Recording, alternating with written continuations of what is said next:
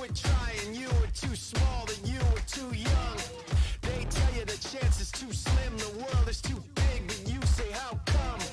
I'm ready to light a new fire, raise a new flag, across a new sea. And if I'm never the one in your way, then put your head down and run right through me. I keep settling for so much less. Don't take what's given, just demand what's next. So we didn't see before, so we get out of here. Plot twist that we didn't see coming. We're looking for an open door, so we didn't see before. How will we get out of here? Well, we'll never stop running.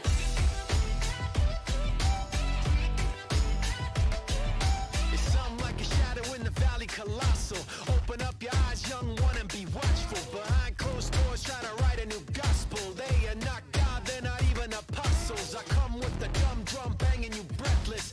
Enemies freeze, left bent and defenseless. Straight for the chest of anybody against us. The more they resist it, the more that they tempt us. I keep settling for so. What's given, just demand what's next.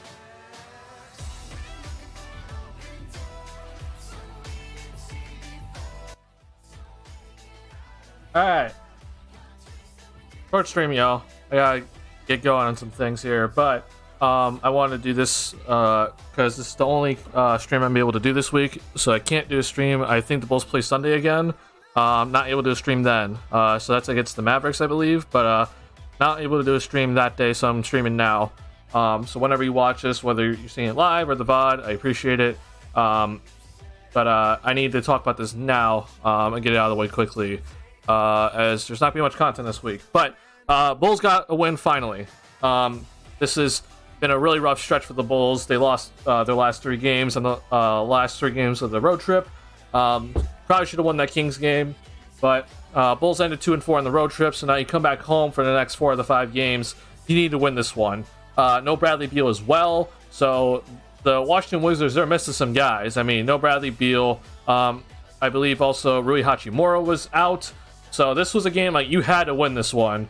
And the good thing is that the Bulls' big 3 led the way and clearly were the driving force to this win, which is something we haven't necessarily seen all season. So good to see that the Bulls' big 3 did their job and showed up and brought the team home to victory. What's going on, Magoogle? Good to see you here. Yeah, short stream. Want to get through this. Talk about one other thing after the game, but then got to go quick. But I'm happy overall with this game. I'm definitely gonna nitpick a couple of things, but Bulls had some issues. Magoogle has already pointed out one in the chat. Turnovers. Turnovers were just rough. Specifically the second quarter. The Bulls in the first quarter looked great. I thought the Bulls got off to a great start. They were up by 10 points early on. They had the lead going into the second quarter, but then yet again, that second quarter with that second unit, I don't know what's going on. The second unit, man, has been a problem since Levine has been taken out of that second unit. So I don't know what Billy Donovan's going to do, but something needs to change in that second unit because it's not working out the way it should currently. And the Bulls are struggling with that second unit. That needs to get fixed ASAP. But the biggest thing is the turnovers, okay? We're seeing a lot of guys, even our best point guards in Dragic and Caruso, like, they're turning the ball over in that second unit, and it's just inexcusable. That's what kept the Wizards in this game. The Wizards went an 11-2 run to start the second quarter. That's how the Wizards got back into this one. And then it was kind of just nip and tuck from there on. Basically, trading baskets. It was a close game, and not a lot of points for a while until then the fourth quarter when we saw the Bulls and the Wizards just go on an absolute shootout. We saw Levine hit 3 straight threes. We saw Vucevic hit his 3 after that. But the Wizards weren't keeping up with their threes. Monte Morris hit a couple of threes. I believe Kyle Kuzma hit one. Like, it was basically just a shootout in that fourth quarter. Biggest thing, though, was to me is that the big 3, they took the team home. I know the Bulls have struggled in the clutch scenarios this season, which I think is a pretty stupid stat in the end because, like, you know, the Bulls could be down 10 for most of the game, come back with 2 minutes left to go, and it's all of a sudden a 5-point game with 2 minutes left to go. the Bulls never had a chance to win it, but it counts as a clutch game. I look at that Boston Celtics game in TD Garden, for example, which to me doesn't make much sense. But it's been known that the Bulls have struggled in closing out games. That is definitely a true statement. And the Bulls' big three came in and said, "Okay, no, we're bringing this one home." DeRozan had 14 points. I believe Levine had 13. And Vucevic, I believe, had was it 5 or 6 in that fourth? So that was huge to see the big three just close out this game. It was definitely needed to win this one. I'm very overall pleased to see that the big three finally is playing well together. So that's good. It was good to see that. I will say that I think there's still some things to work on, obviously. I thought Vucevic had some more opportunities to score, but he didn't. But obviously he had a great game.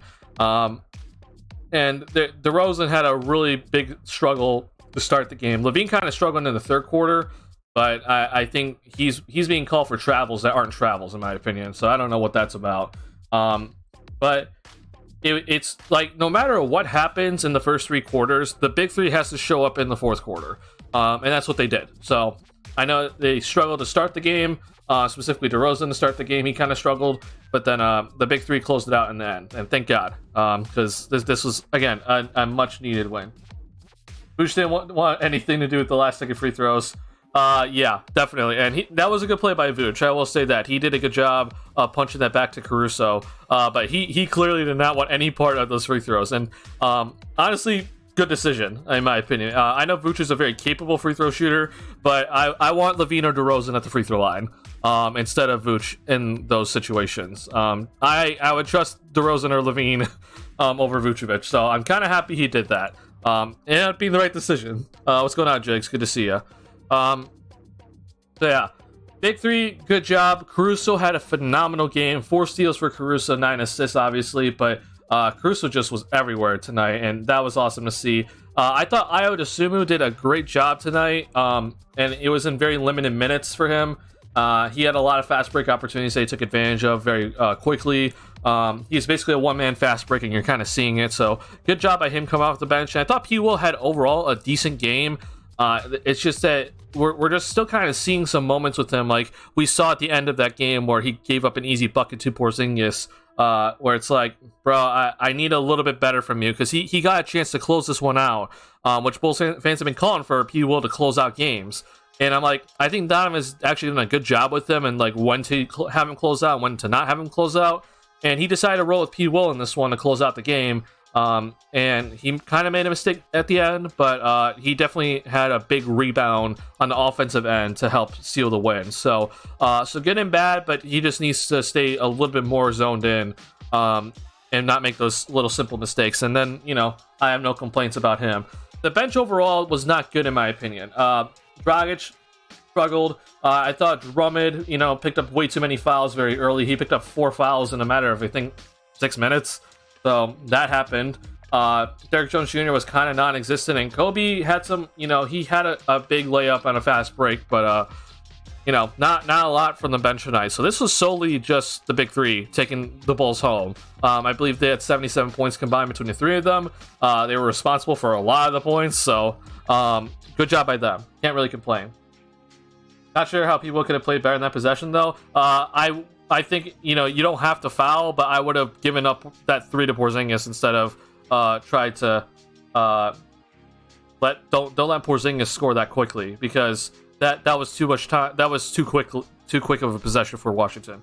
He's working through a screen, right? No, it was given to Porzingis. It was a handoff play, and then Porzingis just went right by him.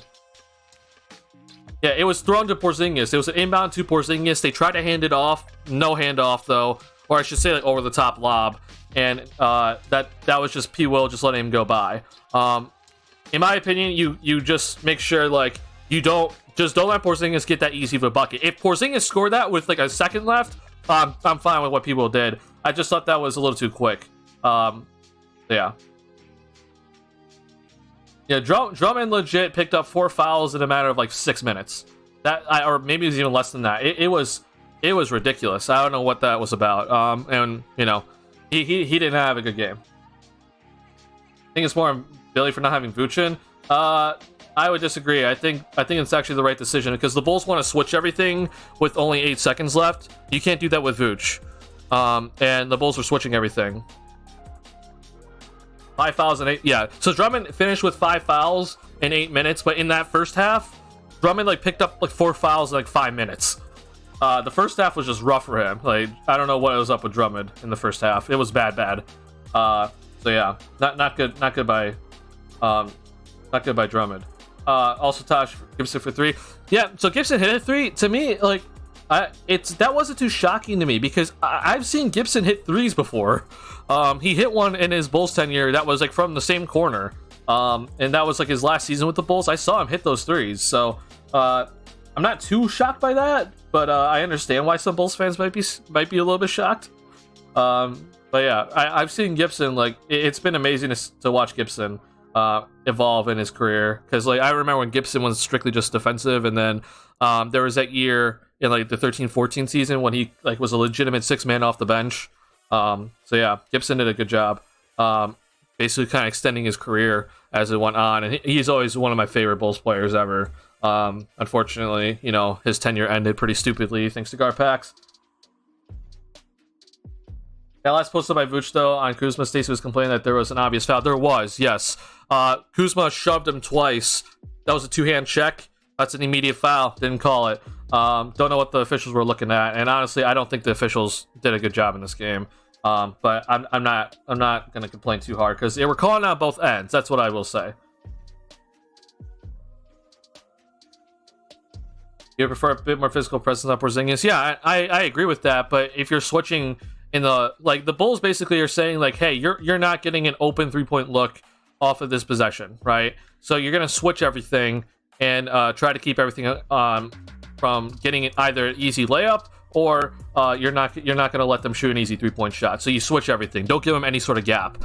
So I think that's the right decision. Reminds me when Dwight Howard made that 3 against the Jazz. Yeah, that was something to watch. When Dwight shot that 3 against the Jazz, I remember that very vividly. All right, want to talk about a couple of things. DeRozan, he had a little bit of a scare. He went back into the locker room. I wasn't sure what it was with him, but he came back and is fine. So good thing there. He's definitely struggling in the first half. He had some issues on the offensive end. He kept getting up in the air and turning it over, which I don't think that's his fault again, because I think the officials just were not calling fouls for DeRozan all night. I mean, when you see DeRozan end up with 6 free throws and 2 of them were in, 2 of those free throws was because he got fouled intentionally, that's not normal, right? That means the officials did not do their job. So that was an issue. I thought that was an issue. I thought Zach got fouled on a couple of drives tonight that weren't called. And then the biggest thing that I was pretty upset about was that the officials were not calling the illegal screens against Porzingis all night until like we started seeing it kind of in the third and fourth quarters. Like it was still inconsistent. Like I thought the illegal screening was obvious in the first half and nothing was being called. It just made no sense to me whatsoever. So I am not happy about the officials. And the traveling calls, the Bulls for some reason always get called for them. When it's you pump fake and you drive you put the ball on the deck and you try to drive. The Bulls are called for traveling so many times, and I don't understand why. But I think it was pretty consistent on both ends, I'll say. So I'm not going to complain too hard. But I don't understand. Like, when I saw Zach get called for a couple of travels in that third quarter, I'm just like, that's not a travel. That's just normal basketball. And I'm seeing other players do what Zach does, and they're not called for it. So it's like, if you're going to call it, you got to call it consistent. It has to be better. It just straight up has to be better by the officials. Because we're also seeing now that Giannis is being called for 10 seconds at the free throw line. It's like the second game in a row that he just got called for one. But it's like, you have to be consistent with this. Like, if you're not going to call it one night, but then call it the next night, then, you're not doing your job. And I'm not happy about it. And I saw another thing by the officials that my friend David sent me. The officials called a delay of game on the Orlando Magic that was just really stupid tonight. I don't know what's going on with the officials, but they're probably the worst I've ever seen in my time watching basketball. So this is just not good. Thought the officials were a little bit too like just not. I don't know. Maybe they had a whole vendetta against both these teams tonight. It just was not good on both ends, in my opinion. Couple things. So first off, I was happy to see that the Bulls, they were rebounding the ball pretty well in this game. I did not see them give up too many second chance opportunities, so good job by the Bulls to secure the rebound on the defensive end. Obviously, the turnovers for both teams were a huge issue. I don't know what was going on with both teams when it came to the turnovers, but a lot of these were travel calls against the Bulls, so take it whatever you think. Thing is this, the Bulls defense, like Stacey King gave the Bulls defense some credit at the end of this one. I don't think this was actually that good of a defensive game by the Bulls. And I guess more so the second half than the first half. The first half was okay defensively, in my opinion. Especially that first quarter was pretty decent. But that second half was not good defensively, in my opinion. Washington had 60 points in the paint. They shot 29% from three-point range. Okay? They were 9 of 31 from three.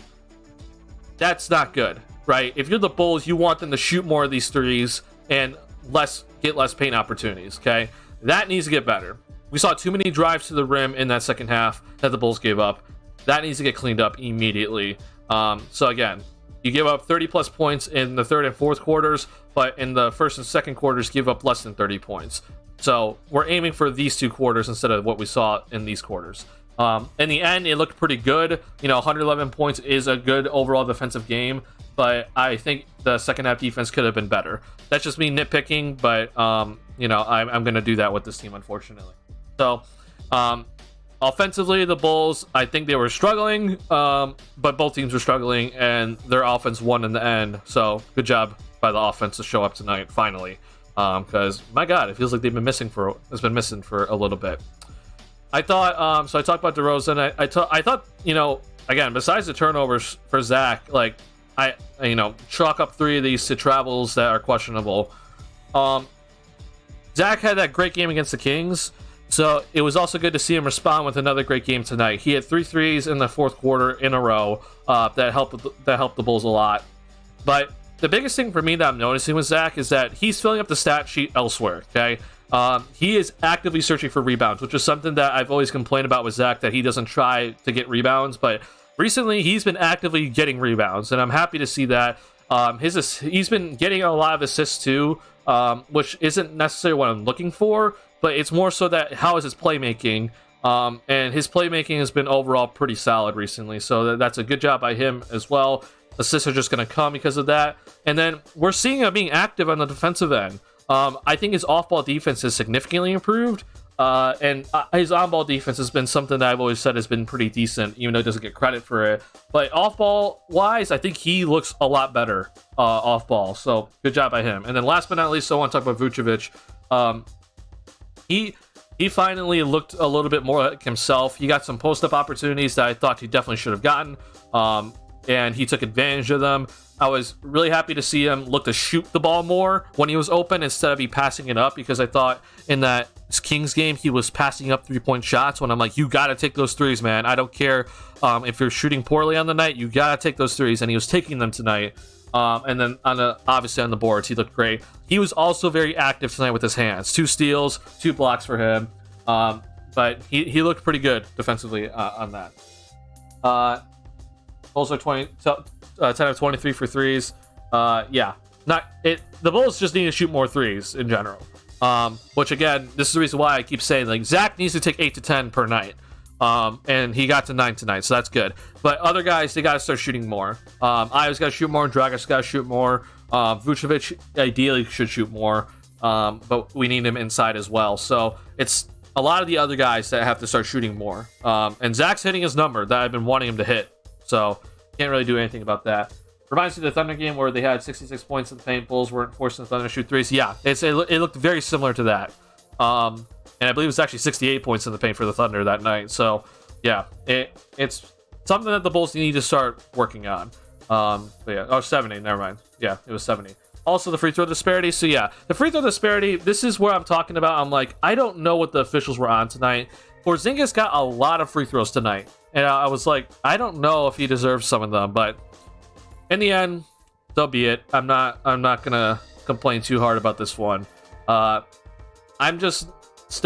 pretty irked by the officials throughout the entire league, whether they're officiating a Bulls game or not. I just think they've been bad this season. So something that the Bulls need, or the league needs to look at, because it's been bad in my opinion, and it's just been atrociously bad that it can't continue.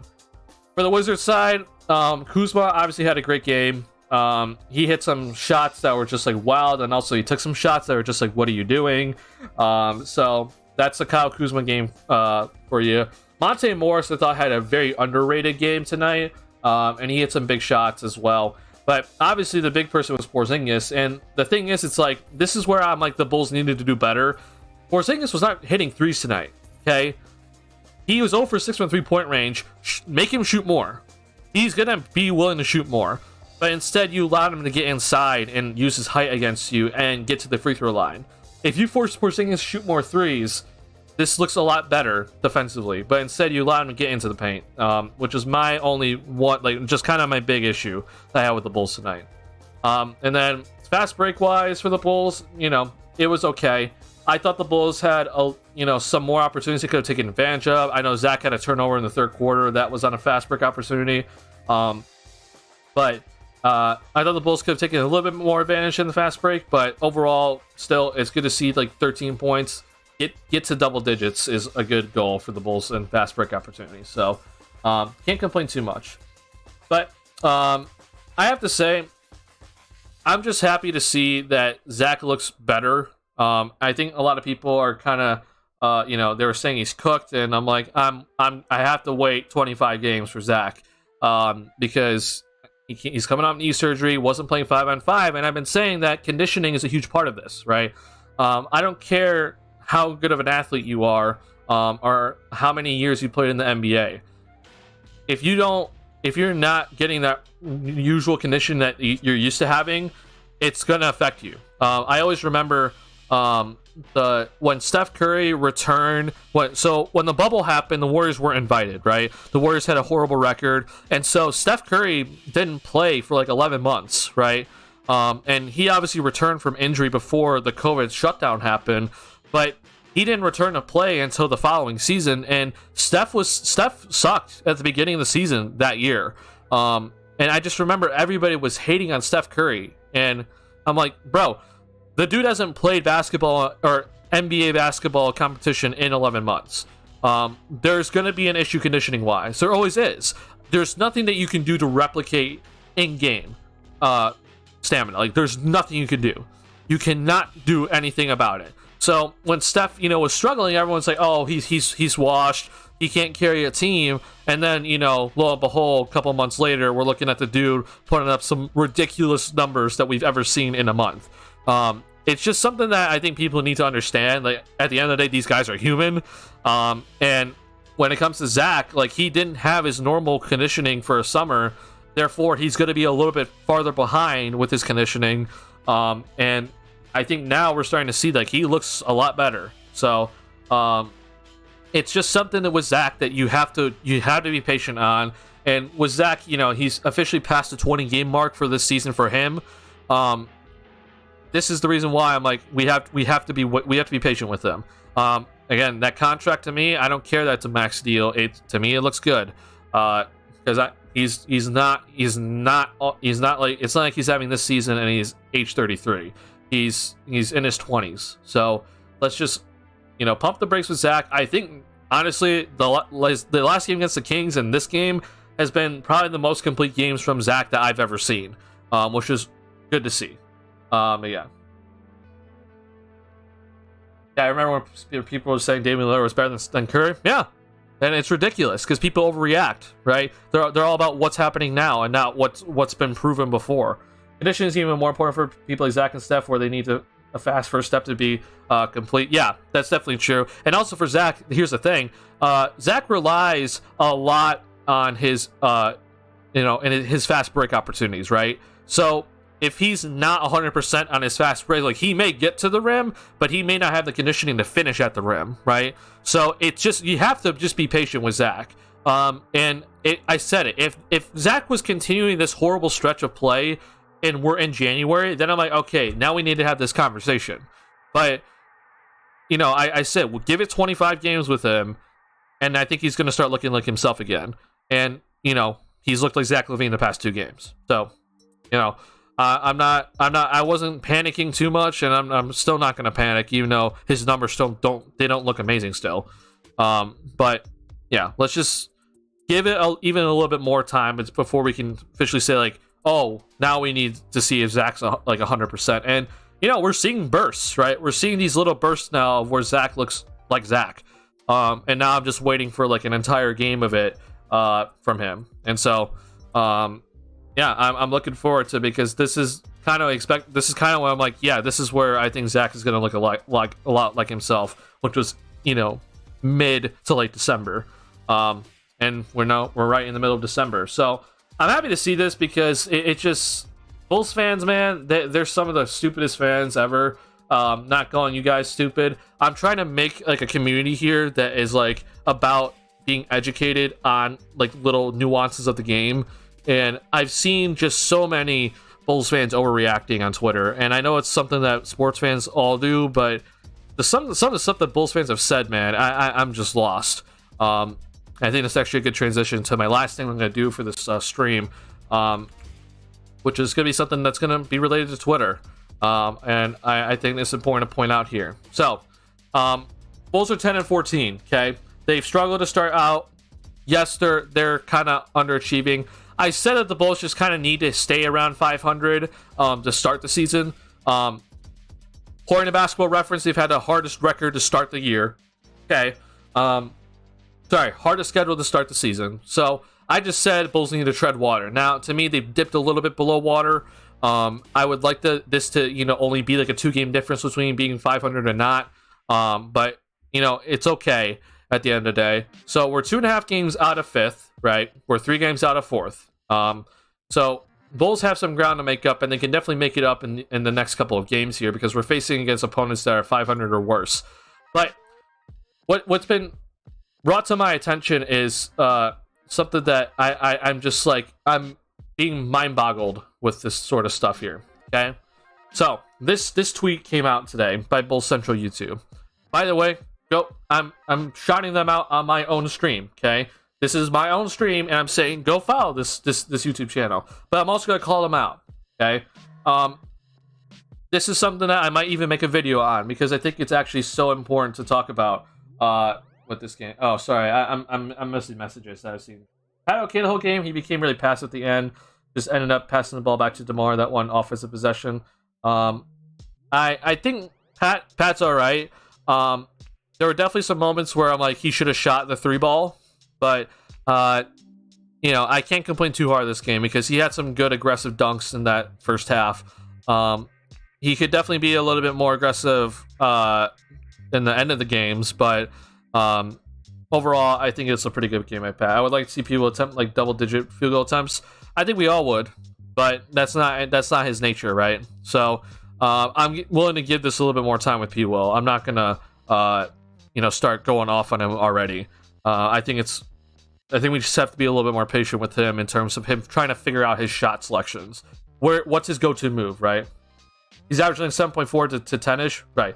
Yeah, I would like to see 10 as well. But like, let me ask you, like, what's P. Will's go-to move currently, right? I don't even know what that is. So I would argue it's the mid-range, but he's been kind of inconsistent from there. So I'm not gonna like start saying, hey, I want to see P. Will to like really start taking some more shots until I see like he has like a go-to move, So I think that's important for him. But yeah, nothing major, but a bit more would be fine statistically. Oh, for sure. I want Patrick Williams to shoot more threes. That helps him and also helps the team. That does 2 things, right? Shoot more threes. This Bulls team needs to shoot more threes. He's shooting like over 40% from 3-point range this season. I know he's still not a reliable shooter, but I'm just like, take it. Pat holds his jump shot too long. He does. Yes, he's too indecisive. Shoot it or just drive, right? Do one or the other. So yeah. All right, I want to talk about this very quickly. So, Bulls fans right now, I'm seeing it in mailbags that they're sending to Casey Johnson. I'm seeing on Twitter everywhere. They're going through the revision history and saying, "Hey, why didn't AK and Mark Eversley trade for this guy this offseason? How dare they not trade for this guy?" Okay, and so Bulls Central YouTube tweeted this out today, saying that he could not believe that the Bulls did not get Bojan Bogdanovic because the Pistons gave up basically nothing to get Bojan Bogdanovic. And I'm like, well, you know, I would have loved Bojan Bogdanovic to be here. He obviously is a shooter, helps his team with the lack of three-point shots. He's also a pretty decent defender. I don't think he gets enough credit for that. And yes, I would love Bojan Bogdanovic to be here. But as I told Bulls Central YouTube, hey, they couldn't match salaries. It's so hard to match salaries that, yes, Kelly Olynyk and Malik Beasley look like nothing. Or, sorry, Kelly Olynyk and whoever else got traded in that trade. Like, it looks like nothing, but matching salaries for the Bulls to get Bojan Bogdanovic is extremely difficult. So, he's like, why did the Bulls do this? And I said, just like the Jeremy Grant trade, the Bulls could not get Jeremy Grant and his $20 million because how the heck do you match salaries, okay? The way you do it is you trade Patrick Williams and Kobe White together for Jeremy Grant. And I know Bulls fans would not want to do that, and they for sure would not want to do that and also throw in a first-round pick for Jeremy Grant, right? They would rather just give up a first-round pick or Patrick Williams, not put those three things together of P. Will, Kobe White, and a first-round pick, right? They did not want to do that. So I'm like, okay, if you're not going to want to do that, then you're not getting Jeremy Grant because he's making $20 million this season. And for Bojan Bogdanovic, he's making $19.5 million this season. So how the heck do the Bulls get Bojan Bogdanovic to this team? Bulls Central YouTube said, well, actually, if you look at it, Kobe, Derrick Jones Jr., Tony Bradley, and Marko Simonovic would have gotten the deal done. And I'm like, no, that's not true at all. I don't know where he got this information from, but this is just factually incorrect, and I'm going to break it down for you, okay? So, I said, this doesn't work. First off, Derrick Jones Jr. was an unrestricted free agent, okay? He's including Derrick Jones Jr. in this trade. And Bojan Bogdanovic was traded to the Detroit Pistons but right before the season started, okay? So, when a free agent signs with a team, there's an extended period, there's a big period of time when they cannot be traded, okay?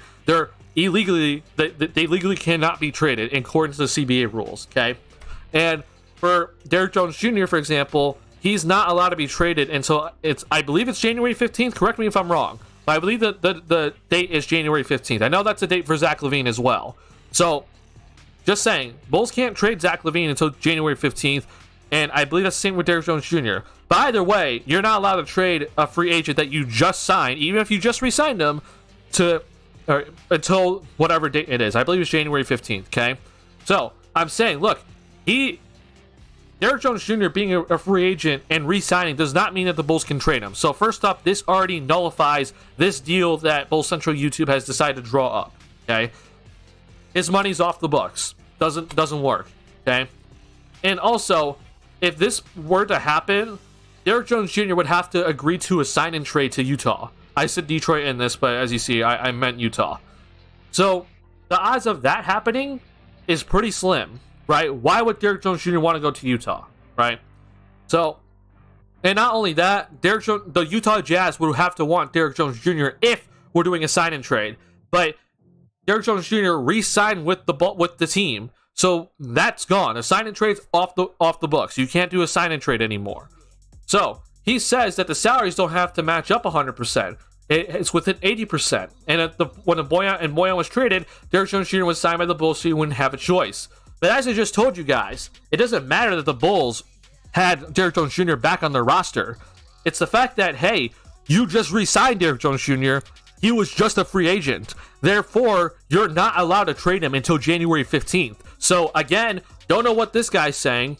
But also this, guys. This is the reason why I made this channel. There's too many of these Bulls fans out here that think that they understand the trade rules. Okay? Bulls fans, I'm telling you right now, a lot of you Bulls fans do not understand the trade rules. There is a very specific trade rules for the NBA.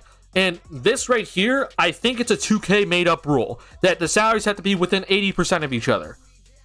Don't know where that came from. Again, I actually asked him later, like, where did you find out this 80%? He has not responded to me. But either way, it's like, where did this 80% rule come out? I don't know where this came from, but it is something that is just came out of nowhere, grabbed out of thin air. I also want to say another phrase, but I'm not going to say it. But I told him, look, you have to read the rules on this sort of trade, okay? And I'm gonna go over the rules with you. So, traded player exception, it's not just something that we're talking about as the Jeremy Grant situation, for example, right? Traded player exceptions can happen simultaneously or non-simultaneously. And when two trades are happening, when it involves players being swapped from both teams, it's a simultaneous trade exception, okay? So, here are the rules when it comes to trading. And now this is specifically for non-tax-paying teams, by the way. Both the Utah Jazz and the Chicago Bulls are non-tax-paying teams. You would expect that from the Bulls. Jerry Reinsdorf, cough, cough. But let's go over this right here, okay? So, if a team is sending out $6.53 million or less, then they can retain 175% of the outgoing salary plus $100K. So, if we're just going to do simple calculations, okay? When I look at this right here, looking specifically at this, let's just take $6 million, okay? If I'm the Chicago Bulls and I'm sending out $6 million, okay, then I am allowed to take 175% back of what I just sent out. So 6 times 1.75, oh, whoops, my bad. Clear. 1.75 equals 10.5, okay? I'm allowed to take back 10.5 plus 100K, so I'm going to add plus 0.1 to this. So if I'm sending out $6 million, I'm allowed to take back $10.6 million. Okay, that's the rule for rule number 1. But what we're specifically looking at here is for rule number 2, because this is where both teams actually fall under for the Bojan Bogdanovic trade and this trade that Bull Central drew up here. Okay, so we're going off of this information. If we go to or let's just go to ESPN Trade Machine, okay? And I told this to him. If we're taking the Bulls, and now I go to Detroit because Bojan Bogdanovic is in Detroit, okay? So he says, we're trading Kobe White, we're trading Derrick Jones Jr., we're trading Tony Bradley, and we're trading Marko Simonovic, okay? This right here, this is how much money is being sent out for this trade, okay? Which is $14.2 million. Bojan Bogdanovic this season is making $19.55 million. If you're just looking at this right here, both of these trades for both teams, this trade for both teams falls under this rule, which is if you're sending out any money between $6.53 million to $19.6 million, you're allowed a $5 million difference between the salaries. Okay? Now, if you need me to do this, which, again, I don't know why you would need me to do this, but 19.55 minus 14.2 is bigger than $5 million. Hence, this deal, again, you can't do this deal because Derrick Jones Jr. cannot be put in this deal, shows, in money-wise, that it is illegal. You cannot make this trade. And if you want to see it from Trade Machine itself, guess what? You can't do this deal. So I don't know what Bull Central got this from, but he made up something that is just completely false. And it bothers me because I see Bulls fans, they're like, oh, yeah, that's a deal I would have done. And I'm like, yeah, I would have done this deal too. But guess what? You can't do it. So I went on to explain to him, like, hey, this doesn't work. Read this. Explained it to him. And I explained to him again. This is what exactly I'm looking at. Just what I drew out for you. And this was his response. Oh wow, Marco's salary is less than I thought it was for some reason. Then yeah, this wouldn't work. I thought it got them to within 80% of the outgoing salary. And yeah, for Derrick Jones Jr., it would have to be a sign and trade. So he admitted to me that, hey, Derrick Jones Jr. had to be a sign and trade. So he admitted that he was wrong with that. But he still is on this whole 80% thing, which again, does not exist. I don't know what this is, this 80% thing, and you know what? If I'm wrong, tell me now. I am very willing to listen to this. But go ask Ryan Borgia, who's Bulls GM on Twitter. Go ask Bobby Marks. I don't care who it is. But this 80% thing is just made up, I swear to God. And I think it's a 2K thing. Unacceptable, honestly. And I told him, I don't know where you're getting this 80% thing from, but either way, this trade just via the contracts is not happening. It is not possible, and the contracts do not match. It's ridiculous. I don't know what he was looking at. So it's upsetting to me that I'm seeing this from, a well-known Bulls YouTuber. And it's also upsetting that I'm seeing, a lot of Bulls fans saying, like, just kind of taking this information and be like, oh, yeah, I trust this person. And I understand we're kind of in the age of, misinformation, especially on an app like Twitter, which is now owned by Elon Musk somehow. Like, I get it. But this is the whole reason why I made this YouTube channel, is for something like this, right? To explain that some of these ideas that Bulls fans like to throw out there, especially the casual fans, they don't know what they're talking about. And this is the reason why I'm like, I want to make this channel, because I think a lot of Bulls fans actually want to know what is possible and what isn't possible.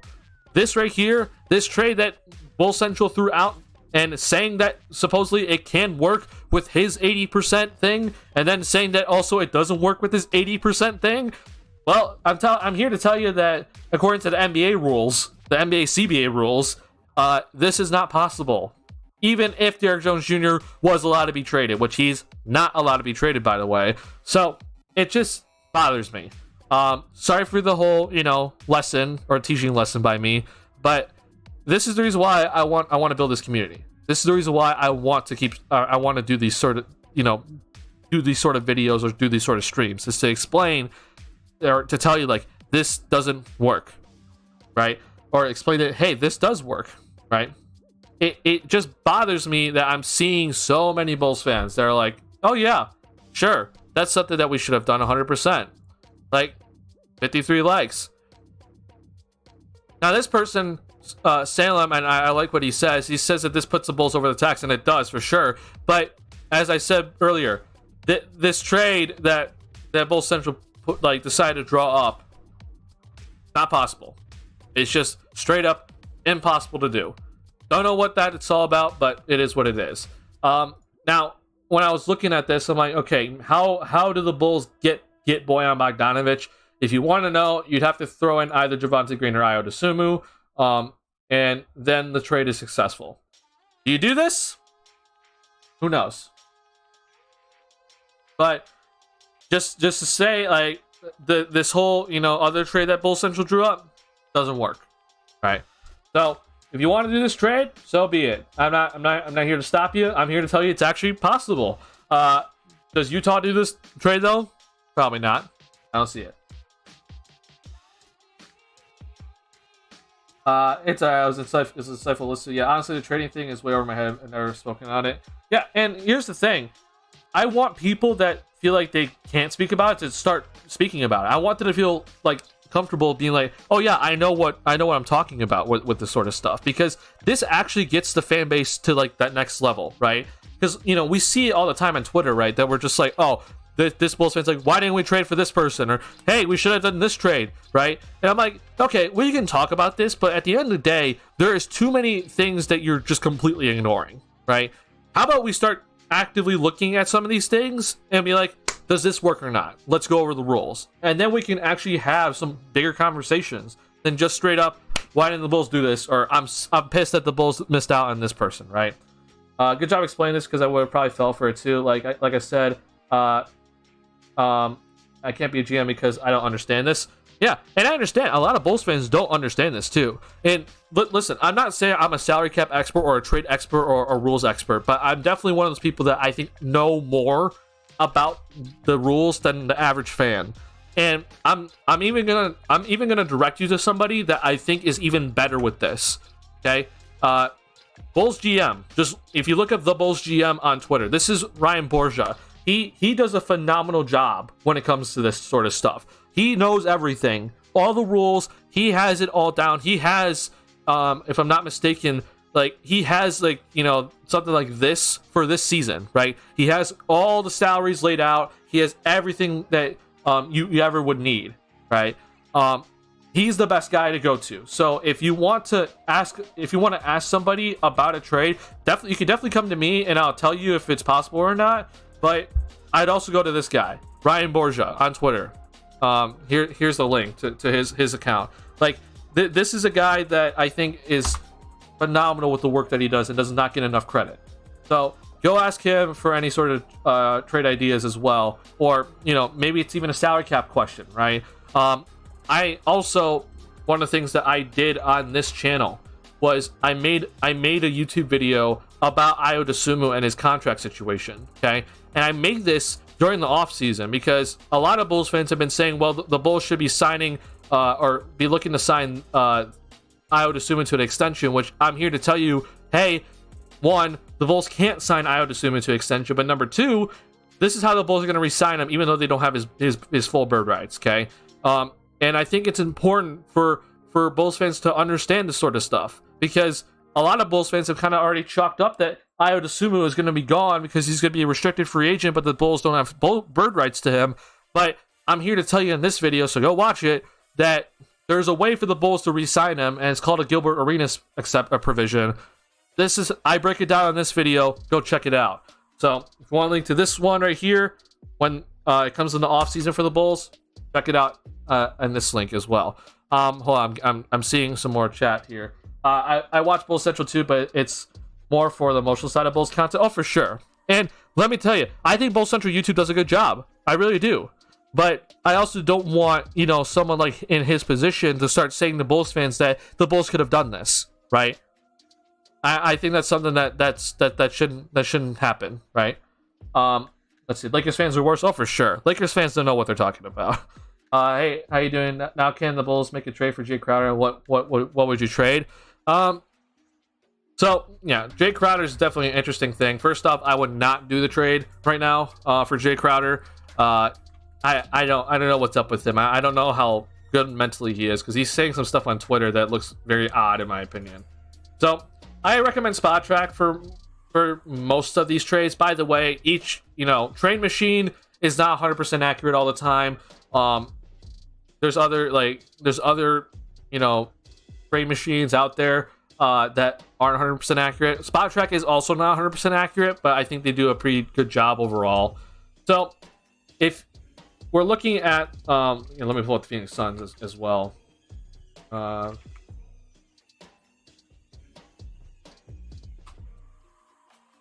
So we're looking up here for Jay Crowder.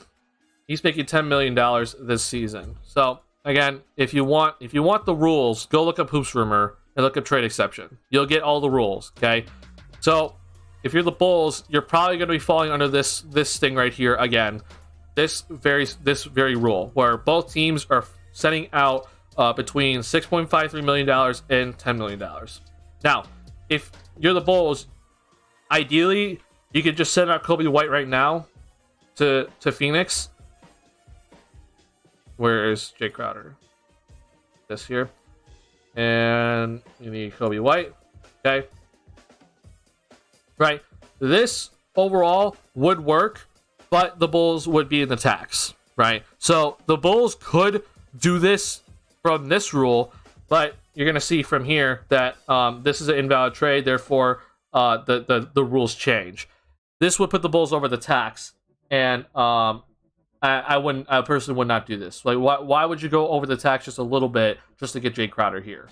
Would the Suns even accept this? Probably not. I don't know if the Suns would accept this. But this would be kind of like, this would be the idea. The other idea would then be pair Kobe White with Derrick Jones Jr. Then you're staying under the luxury tax. This trade can then go through, but you can't again trade Derrick Jones Jr. until much later. So no, it's just December 15th. So that's what Derrick Jones Jr. is allowed to be traded. So it's not January, it's December. With Zach, I believe. Oh no. So I don't know. Maybe it is December. My bad. So there you go. Misinformation on my part. It's December 15th according to Spot Track. I thought Mark Shanowski actually said though that it was. Let's see here. I thought Mark Shanowski said that it was January 15th. That could be completely wrong though. Let's see. I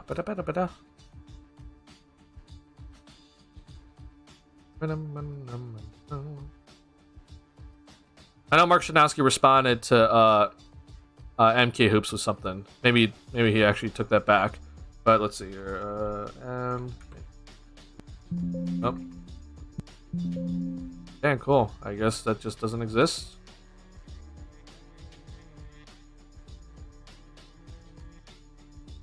Oh, nice. Awesome. Alright, so yeah, it's... Nope, see, he says January 15th. So, I don't know, man. Who knows, actually? I'll look this up later. And I'll probably ask Bobby Marks or Ryan Borgia for clarification on it. So again, I'm not a pure expert on this sort of stuff, but I'm just aware, like, hey, these rules exist, right?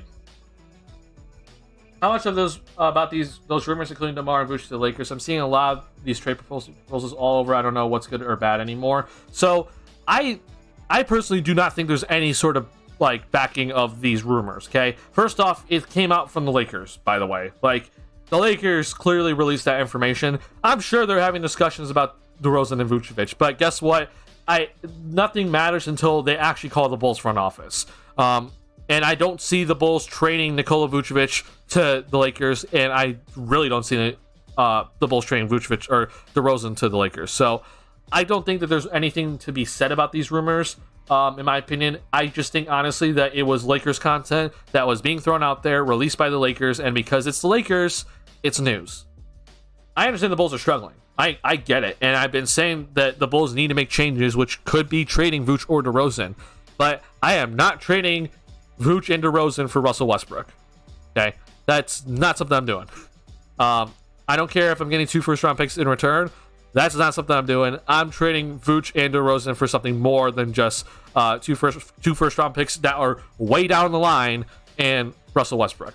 I can get more for both those guys. So that whole rumor, if you're looking at that specifically, to me has no backing behind it and should be completely ignored.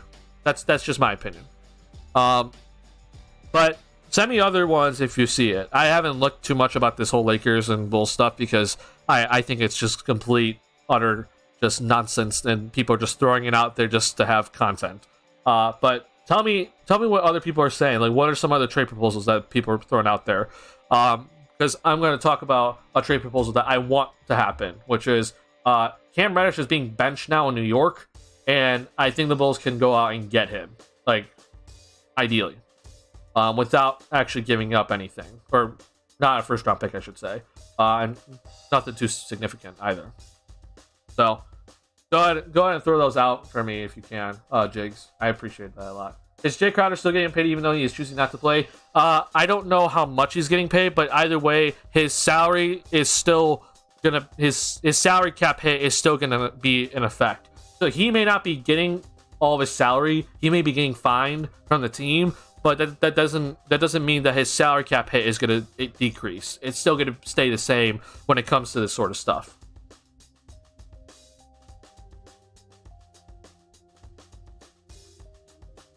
Alright, I want to see if I can like pull up a trade here for Cam Reddish, because this is a guy that I think the Bulls can 100% go ahead and get here.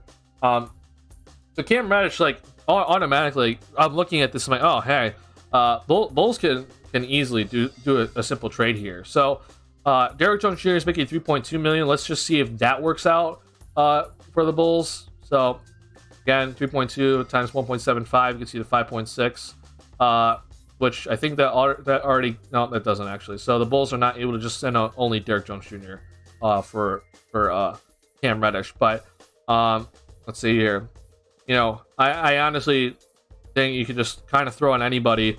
Derrick Jones Jr. plus either Javonte Green, Marko Simonovic, I guess technically Goran Dragic, but I'm not giving him up. But Tony Bradley, right?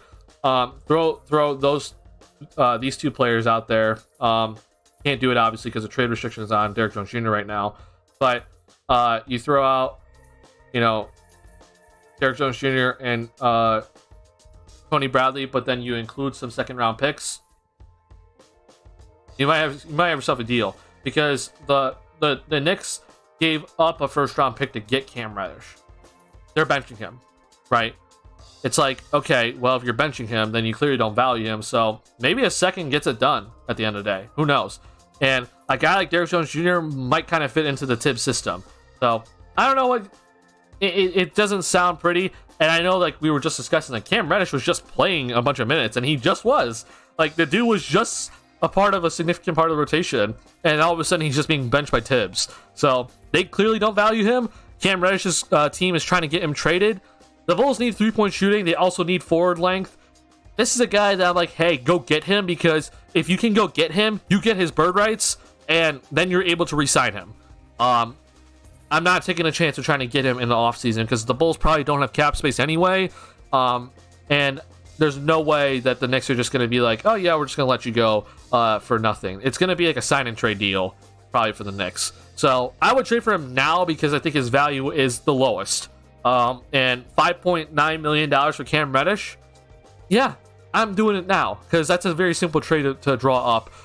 And when he gets paid for the sign and trade, that's going to be much harder to match contracts. And then base your compensation kicks in, which is a whole nother rule for another day that we'll discuss later. But yeah, I would do it now if I'm AK and Mark Eversley.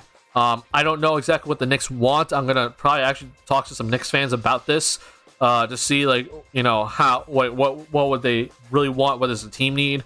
But so, you know, Derrick Jones Jr., Javonte Green, obviously Tony Bradley, Marco. Like, I'm willing to give up all those guys if that means I'm getting Cam Reddish. I'm not willing to give up Io for Cam Reddish, but I'm willing to give up any of the other guys that are making some cheap money. And then Dragic, I think, needs to stay, but you know, at the end of the day, if Cam Reddish is available, I don't know. So, all right. So, Jigs, I've seen you haven't sent in any like trade proposals that you're seeing, but you know, here's what I'll say about this whole, you know, DeRozan and the DeRozan and Vucevic trade to the Lakers. Let's just take a look at this Lakers salary cap. By the way, like it's hell on earth. They're also in the tax. Okay, so again, this is where rules get very, very tricky. Are we able to trade Derrick Jones Jr.? We're not. Are we able to trade Derrick Jones Jr. until January 15th? So I'm wrong. The Bulls cannot trade Derrick Jones Jr. until December 15th. December 15th is when he becomes available to trade. I initially said January 15th because Mark Shanowski said January 15th for Zach. Anytime you sign a free agent, whether you're re-signing him or bringing on a new player, there's a period of time where they're not allowed to be traded. Okay, Derrick Jones Jr. was an unrestricted free agent. He re-signed with the ball club. Therefore, he is not allowed to be traded until December 15th. Bulls obviously re-signed him back in July. What kind of package would you want for DeMar and Vucevic? So, yeah, when it comes to Vucevic, I'm looking at potential, at least in my opinion, a protected first round pick. If a team's going to go after Vucevic, it's going to be like a contending team or a team looking to win, right? So I want a protected first round pick back. I know we gave up 2 for Vuce, right? And I said, like, that trade was bad. In the end, it was overall bad. I still think it put the Bulls in the right direction. It just the value that we've got in Vuce in return has not lived up to what the trade was. So that's been a disappointment. I don't care about Wendell, by the way. I don't even care about what he's doing, honestly. Cool, I would do that even though I wouldn't want to give up Derrick Jones Jr. Yeah, I mean, here's the thing. If I'm giving up Derrick Jones Jr. for Cam Reddish, I know it kind of hurts. Like, you're like, okay, Derrick Jones Jr. has been kind of good at the 5, you know, in some good minutes. I'm going off potential, and I know that Cam Reddish has more potential than Derrick Jones Jr. So that's the reason why I'm going with it. Would the Knicks accept it? I don't know, but that's just kind of where I'm at, where it's like the Bulls can definitely throw something at this trade. Not saying the Knicks would accept it, but I'm telling you how the money would work. So back to Vooch. Vooch would be protected first round pick, and then obviously a player in return because you have to match the contract. Okay. When it comes to Vucevic, he's making $22 million this season.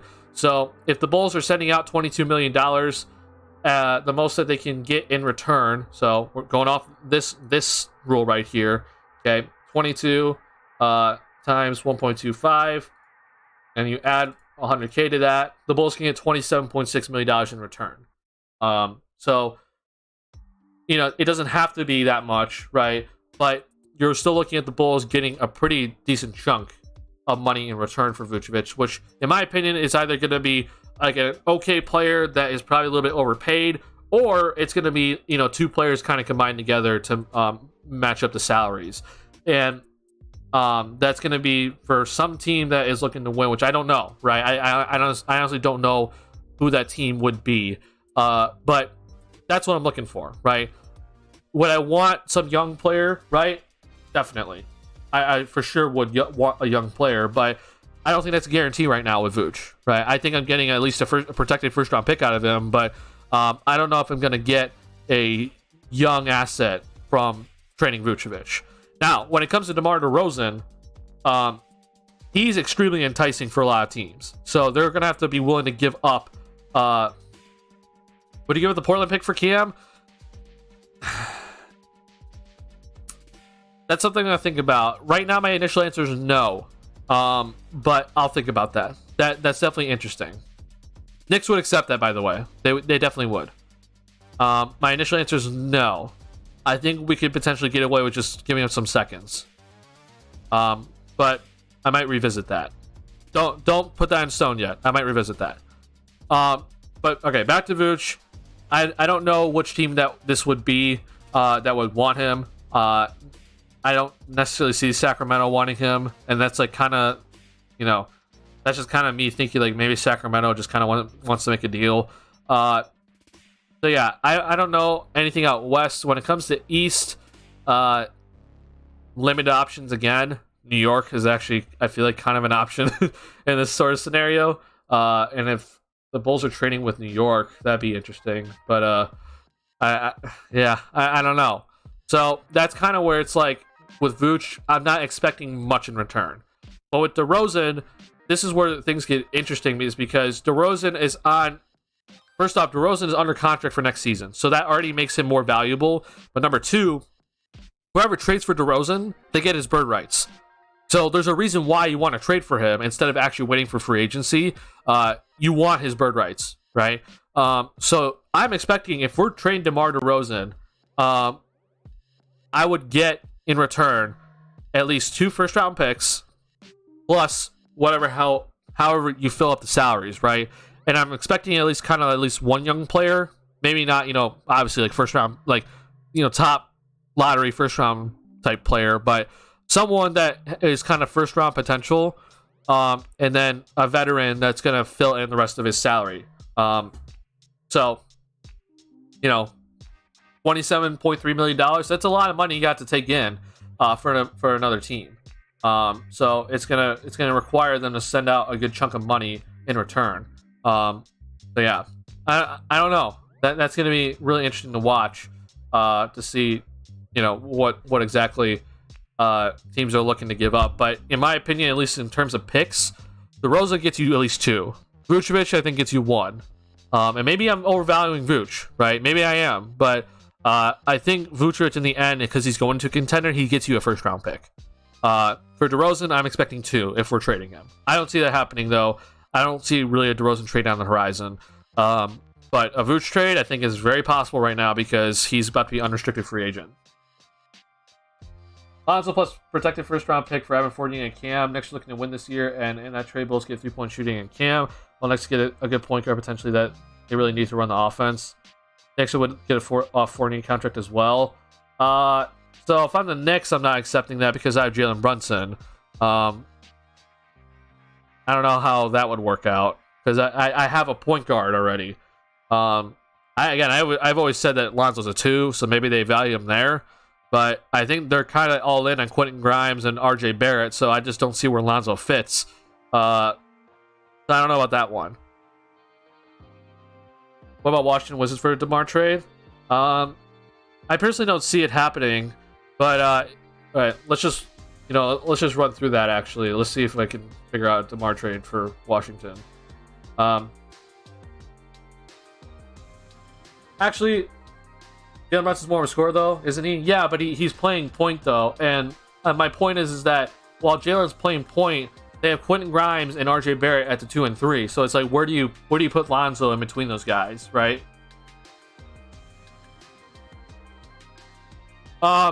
Corey, let me put your idea on hold, because Noel just pointed out something to me that I think is very interesting, which is What if the Bulls can get Evan Fournier? You trade Vucevic for Fournier, but then we also get Cam Reddish in this deal. We'll throw in someone else as well. Derek Jones Jr. I might even be willing to go Kobe White in this trade, by the way. But in this sort of deal, the Bulls will be giving up more salary than what... Or no, sorry. Sorry. Yeah, the Bulls will give up more salary than what they're taking in. Keeps them under the cap. Like, this could be something. Right? I wouldn't mind this, honestly. If the Bulls, they're getting Fournier, we take on the contract. Because, by the way, Fournier's not playing right now for the Knicks.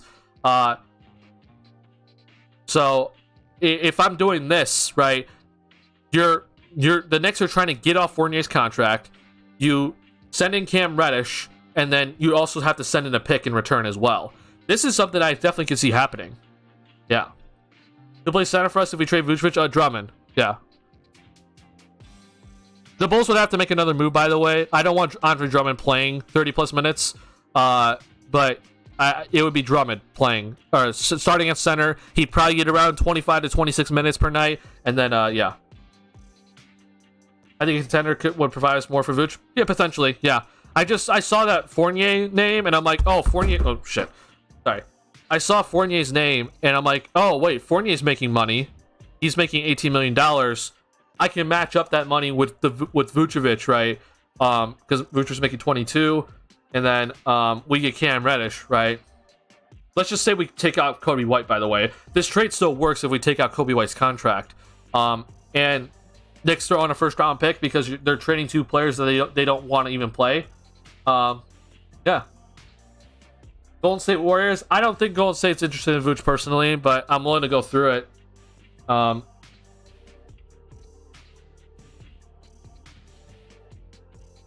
for Golden State, this is, I don't know, like I personally don't know how you match this money. This is rough.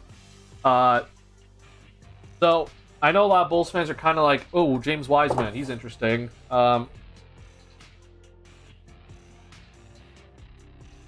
Yeah, I don't know about James Wiseman personally.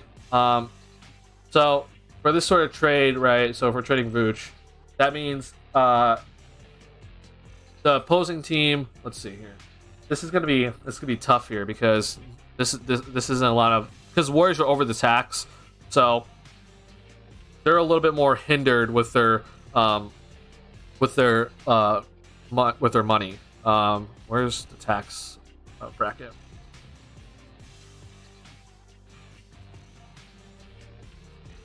So for tax-paying teams, this is their rules. Okay, this is where it gets a little bit tougher.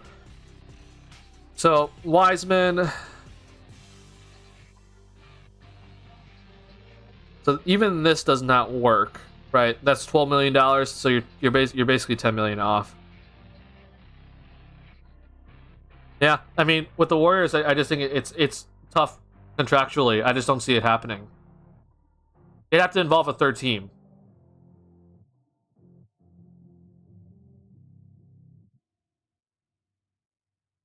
I'd be more interested in draft capital and young talent they give. Oh, for sure. Yeah. I mean, I would love Moses Moody, by the way. I'm a big fan of him. But how do the Bulls get to... How do the Warriors trade out enough money to match Vooch's contract? That I don't think they can. Yeah. It's rough. Like, you're not trading Wiggins. You're not trading Draymond, right? If they're willing to give up Kevon Looney, then it works, I think. If just going off of my just simple numbers in my head, I think that would work, but I don't think they're going to give him up. I think they'd just rather roll with Kevon Looney than give up any of these guys. Wiseman's a bust, not going to lie. He doesn't look very good, so I personally would not want Wiseman, by the way. I would not want him, but to even make this remotely close to happening, you'd have to take on Wiseman, right? And it to me, the contracts just don't work at all. What's going on, Go-Go? Good to see you. Corey. Now, Washington Wizards for DeMar. So this is definitely a little bit interesting. I don't see Washington doing this sort of deal, but if they're gonna do this sort of deal, I would want Rui 100%, and then I think Kyle Kuzma would have to be included in this to make the money even work. I'm trading DeRozan. So right now, let's see here. So we're basically $3 million off. I don't know. Throwing Corey Kispert, I don't know. The thing is what I could see Washington doing if they're doing this sort of deal is like, instead of throwing in Kuzma, they'd be like, let's throw in Will Barton, and take out Kuzma and try to keep him here, and they'll throw on someone like Corey Kispert instead. I personally would not take this if I was the Bulls. I would want, if I was the Bulls, I'd be like, I want Kyle Kuzma, and I would want 2 first-round picks plus all of this that I'm getting, right? I'm getting Rui, I'm getting Kuzma, I'm getting Corey Kispert, or, you know, replace Corey Kispert with whoever. And then I would want 2 first-round picks in return. A lot, right? I think that's a lot to kind of put in.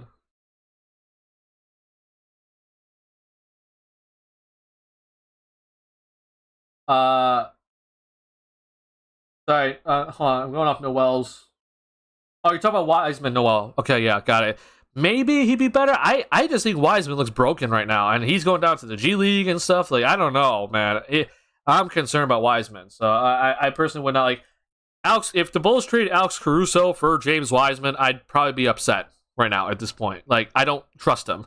Now, if they traded Alex Caruso for Moses Moody and they're deciding to strip it all down, I'd be happier actually than that. See, what about KD and something else for Vooch, Rose, and Derek Fisher? Does that work? So Kevin Durant, it's tough here, and then I saw Corey with his Hornets idea, so I'll get to that after this. So if you're trading DeRozan for KD, okay, we're already looking at, let's see here. So outgoing, so the Bulls need to be sending out $34 million. Okay. Yeah, I mean, obviously in this deal you're throwing in Patrick Williams, probably throwing Kobe White. There's step one, so the money matches here. Is this enough though? Probably not, right? You're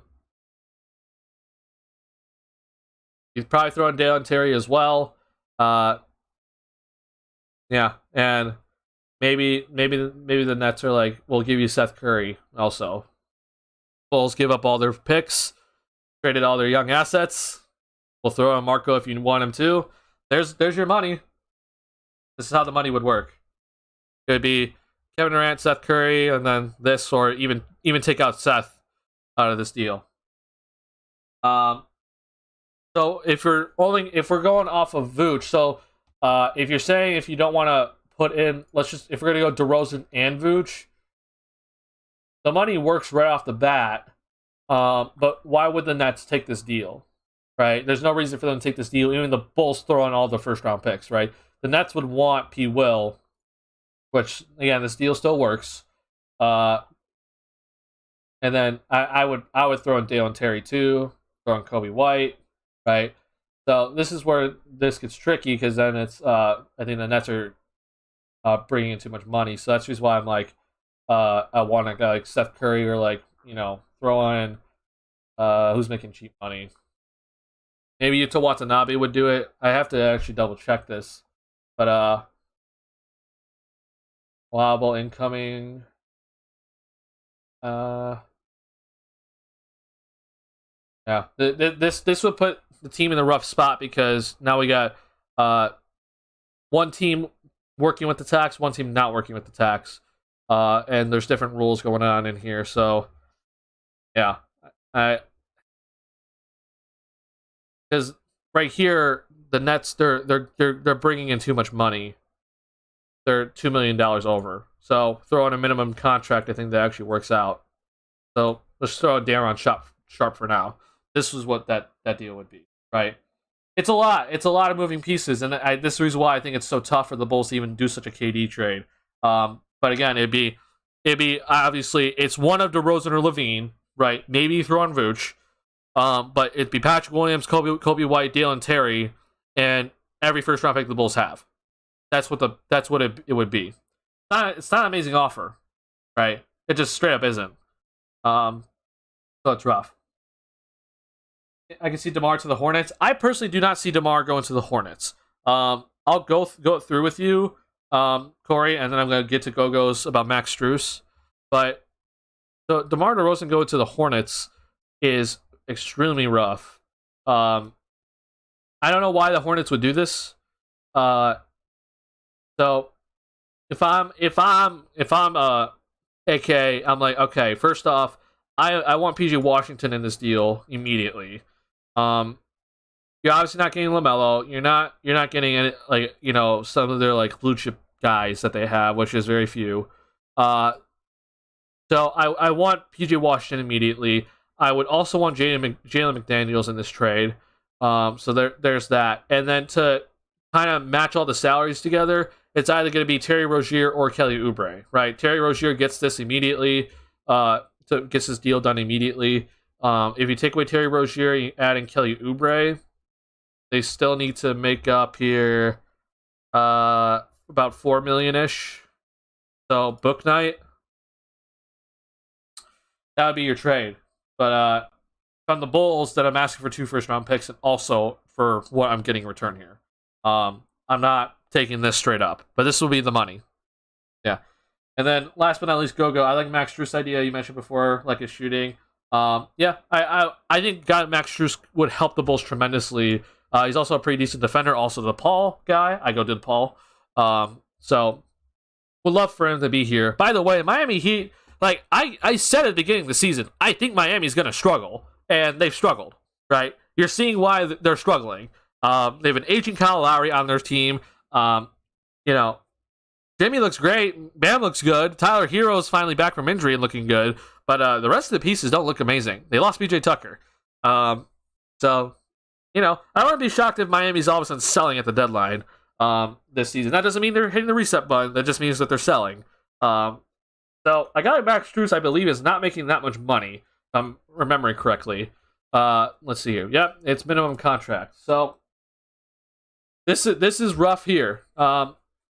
Obviously, the Bulls can just straight up take on this because it's a minimum contract. You just take on his contract. You just call it a day. I'm not giving you a first though for Max Strus, but why would Miami take this deal? So getting Max Strus would be extremely difficult for the Bulls if they're not willing to give up a contract, or if they're not willing to give up a first round pick. Excuse me. And they're only looking to give up players. Yeah, rough. Extremely rough. So if you want to do a swap of Derrick Jones Jr. for Max Strus, let's see here. So we're looking at let's just do this quick math. 1.8 times 1.75. Whoops. 75. That would not work. So, actually, that would work. Yeah, that actually would work. So yeah. This would be, it would be like Derrick Jones Jr. for Max Strus. Don't know why Miami would do that, but I would do it. I'd do that quickly. I think Max Strus would help, but that'd be a rough trade to pull off because I think Miami's looking for either picks or some young talent in return, and they're not looking for Derrick Jones Jr. But I would like Max Strus to be on this team. I think it would help a lot. I just don't see it happening. Because obviously I'm not giving up Io. I'd be kind of willing to give up Javonte, but again, why would Miami want him? They're not going to want Tony Bradley. He's just nothing right now. So yeah, it'd be rough. I guess the way you have to do it is you have to combine Max Strus with like a Caleb Martin contract, and then we can start talking about Kobe and throwing in Derrick Jones Jr. or Tony Bradley, etc. But that would have to, that they'd have to be willing to go with Caleb Martin, which I don't think they're going to be willing to. So, yeah, rough. Just rough to get Max Strus on this team. I like the idea, though. I would love Max Strus to be on this team. If the Miami Heat are willing to give up or take a second for Max Strus and that's it, you do it. But, I don't see that happening. I think they want more for Max Strus because, he started some games, if I'm not mistaken, for the Heat. So, I think they would want a little bit more in return than just a second round pick. I'm not mistaken. Let's see here. Max Strus.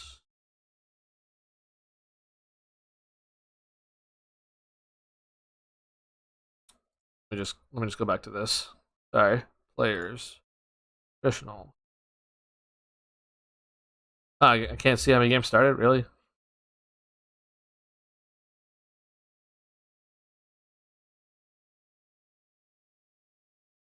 It should just be general splits, right? Alright, I guess I don't know. Well, Alright, after this, I'm going to call it a stream, guys. I gotta go do some stuff. So yeah, Max Strus has started 14 games this season for them. He's shooting 36-ish% from beyond the arc, but he's averaging, 14 points. So, this is the reason why I'm like, I don't see Miami's willing to give up Max Strus for just a second-round pick. So, the dude's also a good defender, in my opinion, which is kind of the reason why I'm like, he's going to have a little bit more value than just a second-round pick around the league. So, tough. He's making a minimum contract, so it'd be hard to get Max Strus off the Miami Heat due to his minimum contract. Yeah. But appreciate you guys hanging out with me after this Bulls win that the Bulls desperately needed. And thank you for listening to my rants about this whole Bulls Central stuff that I had to deal with today. Because, again, I'm like, what the heck is this? This just came across my timeline, and I'm like, yikes. The Bulls decided to hit the reset button. Won't be a good package for Zach. So if I'm trading Zach LaVine after re-signing him to a 5-year max contract, I am looking for at least 2 first-round picks in return, and a lot in return, like a lot of young assets, and even some like decent quality players that are ready now. Because when it comes to if we're trading DeRozan or Vooch, I'm not exactly looking for a full-on reset. I'm just looking to change up the team, like a pretty significant amount. But if I'm trading Zach, that means I am hitting full-out reset button, which I'm personally not doing, by the way. I think tanking's a horrible idea, Corey. But yeah, I'm not trading Zach at all. But if he is traded, I'm trading for a bunch of young assets and a bunch of first-round picks. That's what it would be. And then salary matching, you'd have to throw in some sort of vet in there to match the salaries. But that's what it would be. I'm not going to pull up the trade machine for that right now. I have to go and get ready for a couple of things. But good call to stream here, guys. Appreciate the stream. Thank you guys so much for hanging out and listening to me about this whole Bulls Central stuff. Trying to build a community here with good stuff like this, right? Salary cap. Trade rules, just salary rules for the players. How do you re-sign guys? That's stuff that I want to continue doing here.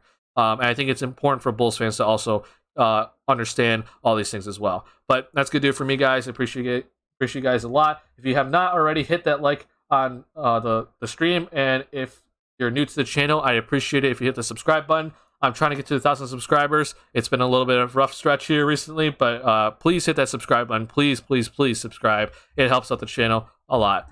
But Bulls get the win against the Washington Wizards tonight. They take on the Dallas Mavericks in their next game. I am not going to be able to do a post-game stream for that one, but look for my live Twitter or look for my tweets during the game, as I'm always tweeting during every single Bulls game. So if you need a link to that, link is going to be in the chat right now. But good to see some regulars. Good to see some new people in the chat. I'll see y'all in the next one. Peace.